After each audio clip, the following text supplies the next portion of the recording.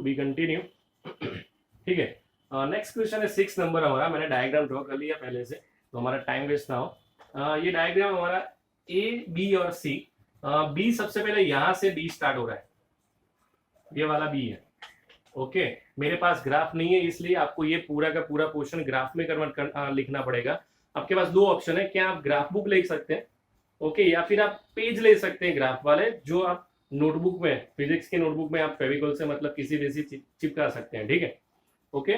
उसके बाद ये वाला पोर्शन है, ये ए है, और ये जो 2 से स्टार्ट हो रहा है वो है सी। ओके, सबसे पहले हमने ये पूछा है अंदर, which of the three is travelling the fastest. तीनों में सबसे फास्टेस्ट कौन है? भाई ये तीनों में सबसे फास्टेस्ट बी होगा, क्योंकि वो सबसे पहले स्टार्ट हुआ है, फिर भी वो आगे जो ये वाली पोर्शन है, सपोज सी वाला पोर्शन वो 2 से स्टार्ट हो रहा है, ए वाला पोर्शन वो 6 से स्टार्ट हो रहा है, लेकिन बी वाला पोर्शन 0 से स्टार्ट हो रहा है, फिर भी आगे, इसलिए सबसे फास्टेस्ट कौन है भाई? बॉम्बे। ओके, तो ये का आंसर आएगा बी। ठीक है, फिर ये पूछा है, are all three ever at the same point on the road. तीनों कभी भी एक पॉइंट पे इंटरसेक्ट हो रहे हैं? नहीं, ये दोनों हो रहे हैं और ये दोनों हो रहे हैं, लेकिन तीनों कभी साथ में नहीं हो रहे intersect, no. Okay, how far has the C travel when B passes A. B और ए जब पास हो रहे हैं तब सी कितना होगा, वो हमें फाइंड आउट करना है। ओके, सो सबसे पहले बी और ए पास हो रहे हैं तब सी की वैल्यू कितनी होगी डिस्टेंस में। ओके, तो ये भाई ये बी है और ये वाला ए है, दोनों पास हो रहे हैं, तब सी की वैल्यू यहाँ पे, मतलब अगर मैं ये ऐसे ले तो सी की वैल्यू आपको मिलेगी 9 मीटर। क्या मिलेगी? क्योंकि उस टाइम सी यहाँ पे है, तो ये वैल्यू मिलेगी हमें 9। ओके, और फोर्थ वाला है, how far B travel by the time it passes C. जब बी ने सी को पास किया तब उसका डिस्टेंस कितना था। ओके, तो बी और सी की बात करें तो वो यहाँ पे है भाई, बी और सी यहाँ पे इंटरसेक्ट हो रहे हैं, मतलब ऐसे इस पॉइंट पे, तो ये वाला पोर्शन आएगा, तब उसका आंसर आएगा 7 मीटर और 7 किलोमीटर, जो भी। ओके, ये आपका आंसर आएगा। इसमें 9 आएगा और इसमें आएगा 7। तो ये था हमारा क्वेश्चन नंबर 6। डन। ओके, उसके बाद एक और ग्राफ दिया है क्वेश्चन नंबर 8 में। ओके, वो भी हम कंप्लीट कर देते हैं जल्दी से।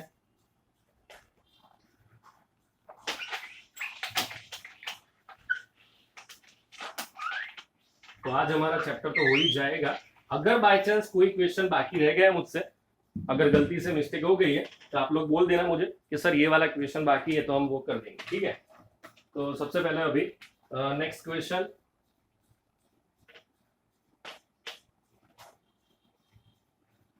The speed versus time graph of a car is shown in the figure. Okay, हमें एक ग्राफ दिया है अभी। ओके, स्पीड वर्सेस टाइम का। सबसे पहले ये बोला है, how far find how far does the car travel in first 4 second. तो भाई सबसे पहले यहाँ पे एक ग्राफ ड्रॉ कर लेते हैं जल्दी से, जो टेक्स्ट में किया है वो। ओके, फर्स्ट 4 सेकंड में सपोज हम यहाँ तक थे। ओके, और ये वाला पोर्शन दिया है हमें 600। ठीक है, तो फर्स्ट 4 सेकंड में हमें क्या करना है भाई, ये वाला फर्स्ट 4 सेकंड में है पोर्शन हमें। ठीक है, तो सबसे पहले हमें क्या करना है, how far does the car travel in first 4 second, shaded the area of the graph that represent the distance travel by the car during the period. Okay, तो हमें सबसे पहले वो डिस्टेंस फाइंड आउट करना पड़ेगा।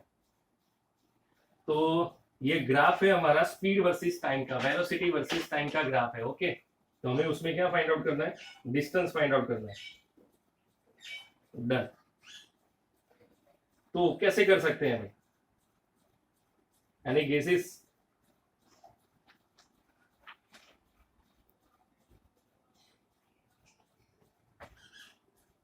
कैसे करेंगे, एनी आइडिया?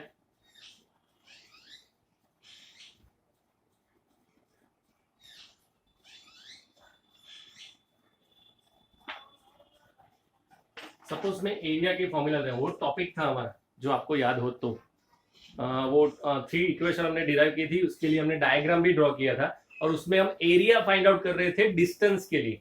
तो अभी भी यहाँ पे हम यही करेंगे कि भाई डिस्टेंस के लिए एरिया फाइंड आउट करेंगे। ठीक है, तो उसके लिए हमें बन रहा है ट्राइंगल बन रहा है, तो एक काम कर रहे हैं 1/2 बेस इंटू एल्टीट्यूड ले लेते हैं। 1/2, बेस कितना है भाई हमारा 4 और एल्टीट्यूड कितना है भाई 600, तो आपका आंसर आएगा 2400/2, मतलब योर आंसर इज 1200 मीटर। तो आपका डिस्टेंस कितना आएगा भाई 1200 मीटर आएगा। ओके, कोई डाउट यहां तक? या फिर एक और मेथड कर सकते हैं, सपोज आपको ऐसा नहीं है तो एक काम करो, ये वाला पोर्शन क्या बन रहा है रेक्टेंगल, ओके, उसमें से हमारे पास ये हमने लिया है, ठीक है, ये वाला पोर्शन, सपोज कि ये वाला पोर्शन लिया हमने ये, तो अभी ये क्या हुआ, ये एग्जैक्टली हाफ हो रहा है, ठीक है। तो सबसे पहले हम रेक्टेंगल का एरिया फाइंड आउट करेंगे और फिर उसका हाफ कर देंगे। तो रेक्टेंगल का एरिया क्या L इंटू बी और उसका हाफ कर देना, तो आपका आंसर यही आने वाला है, ठीक है। नेक्स्ट क्वेश्चन है हमारे पास, उसी में सेकंड पार्ट है, which part of the graph represent uniform motion of the car. Okay, जो अभी ये मोशन यूनिफॉर्म मोशन कब हो रहा है ग्राफ में, किस पोर्शन से स्टार्ट होगा यूनिफॉर्म मोशन। ओके, तो ये जो है ना ये पोर्शन यहाँ पे इंक्रीज हो रहा है, इंक्रीज हो रहा है, यहां से ये वाला पोर्शन है वो हम उसे कांस्टेंट ले सकते हैं, ठीक है। और उसके बाद क्वेश्चन नंबर 9 में लिखा है an object with constant acceleration but zero velocity. Okay, अभी सबसे पहले तो ये बोलना है कि ये जब ये दो केस किए जो लिखे अंदर वो पॉसिबल है कि नहीं पॉसिबल है, सबसे पहले तो ये डिसाइड करना पड़ेगा हमें।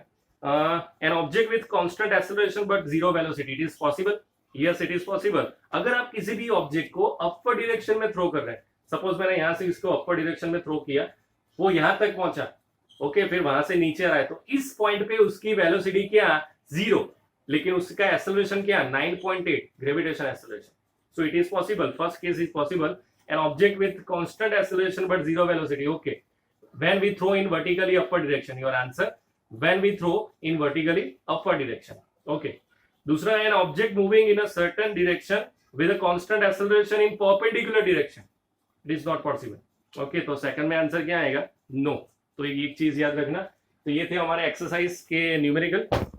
ओके, आई होप आपको कोई डाउट नहीं होगा, एंड बाय चांस सपोज कोई न्यूमेरिकल बाकी रह गया है तो आप मुझे एक मैसेज कर देना कि सर ये नंबर का न्यूमेरिकल अभी तक बाकी है।